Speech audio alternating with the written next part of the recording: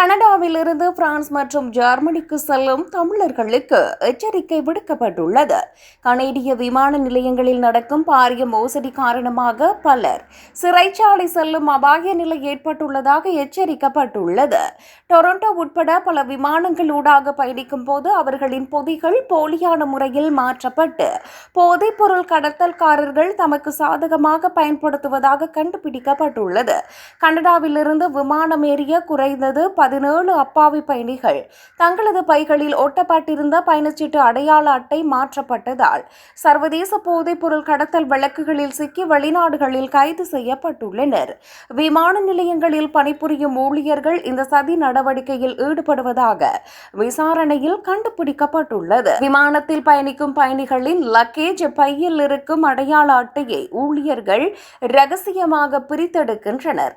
பின்னர் போதைப் பொருட்கள் நிரப்பப்பட்ட வேறொரு சூட்கேஸில் அந்த அடையாள அட்டையை ஒட்டி விடுகின்றனர். குறித்த நாட்டை பயணிகள் சென்றடைந்ததும் விமான நிலையத்தில் வைத்து போதைப்பொருள் கடத்தல்காரர்களால் அவர்களின் பொதிகள் எடுத்து செல்லப்படுகின்றன.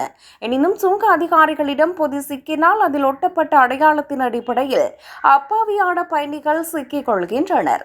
கனடாவில் தமிழர்கள் அதிகம் பயணிக்கும் டொரண்டோ பியர்சன் விமான நிலையத்தில் 3000 பாதுகாப்பு கேமராக்கள் இருந்தாலும் சில தடை செய்யப்பட்ட பகுதிகளில் கேமராக்கள் இல்லாத பிளைண்ட் ஸ்பாட்ஸ் பகுதிகளில் சில நொடிகளில் இந்த சதி அரங்கேற்றப்படுகிறது.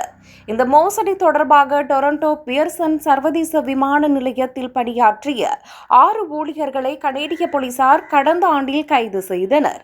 கனடாவிலிருந்து டொமினிக்கன் குடியரசு, Paris, Germany, Morocco, Bermuda, Philippines மற்றும் கொரியா போன்ற நாடுகளுக்கு சென்ற விமானங்களிலேயே இந்த மோசடிகள் அதிகம் இடம்பெற்றுள்ளன.